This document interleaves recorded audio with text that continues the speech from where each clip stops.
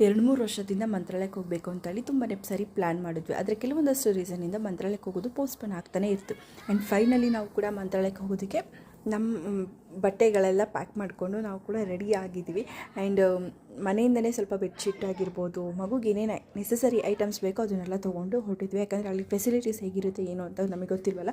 So ಹಾಗಾಗಿ ಮನೆಯಿಂದಲೇ ಬೆಡ್ಶೀಟೆಲ್ಲ ತೊಗೊಂಡು ಹೋಗ್ತಾ ಇದ್ವಿ. ಆ್ಯಂಡ್ ನಮಗೂ ಕೂಡ ಸೇರಿನೇ.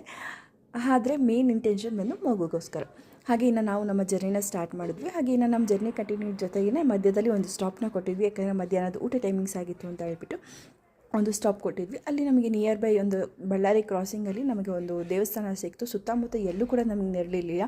ಇನ್ನೇನು ಬಳ್ಳಾರಿ ಕ್ರಾಸಿಂಗಲ್ಲಿ ನಮಗೆ ಈ ಒಂದು ದೇವಸ್ಥಾನ ಸಿಕ್ತು. ಮನೆಯಿಂದಲೇ ಅಮ್ಮ ಪಲಾವ್ ಮಾಡಿದರು. ಅದನ್ನು ತಿಂದ್ಕೊಂಡು ನಾವು ಮತ್ತೆ ನಮ್ಮ ಜರ್ನಿನ ಕಂಟಿನ್ಯೂ ಮಾಡಿದ್ವಿ. ಹಾಗೆ ಬಳ್ಳಾರಿ ಹೈವೇ ಇದೆಯಲ್ಲ, ಫುಲ್ಲು ಕಲ್ಲು ಬಂಡೆನೇ ಇರೋದು. ಒಂಥರ ಸೀನ್ರಿ ನೋಡೋದಕ್ಕೆ ತುಂಬಾ ಚೆನ್ನಾಗಿತ್ತು. ನನ್ನ ಮಗಳು ಕೂಡ ಸ್ವಲ್ಪ ಹೊತ್ತು ಮಲಗಿ ಎದ್ದು ಆಟ ಆಡ್ತಾಯಿದ್ಲು. ಹಾಗೆ ಇನ್ನು ನಾವು ದೇವಸ್ಥಾನ ರೀಚ್ ಆಗೋಷ್ಟರಲ್ಲಿ ಸುಮಾರು 8:30-9 ಗಂಟೆ ಆಗಿತ್ತು. ನಾವು ಸಂಜೆ ದರ್ಶನ ಮಾಡೋಣ ಅಂತೇಳಿ ಅಂದ್ಕೊಂಡಿದ್ವಿ. ಆದರೆ ಹೋಗೋದಕ್ಕಾಗಲಿಲ್ಲ. ಯಾಕಂದರೆ ನಮಗೆ ರೋಡ್ ಅಷ್ಟು ಸಾಗಲಿಲ್ಲ. ಬೋರ್ ಅನ್ನಿಸ್ತು ನಮಗೆ ಜರ್ನಿ. ದೇವಸ್ಥಾನಕ್ಕೆ ಹೋಗೋ ಟೈಮಲ್ಲಿ ಬರಬೇಕಾದ್ರೆ ತುಂಬ ಚೆನ್ನಾಗಿ ಬೇಗ ಬಂದ್ವಿ ಕೂಡ, ತುಂಬ ಎಂಜಾಯ್ ಮಾಡಿಕೊಂಡು. ಹಾಗೆ ಇದು ಕಂಪ್ಲೀಟ್ ವೀಡಿಯೋನ ನಾನು ಯೂಟ್ಯೂಬಲ್ಲಿ ಅಪ್ಲೋಡ್ ಮಾಡಿದ್ದೀನಿ. ನಿಮ್ಗೆ ಏನಾದರೂ ಟೈಮ್ ಇದು ಇಂಟ್ರೆಸ್ಟ್ ಇದ್ದರೆ ಒಂದು ಸತಿ ವಿಸಿಟ್ ಮಾಡಿ. Thank you.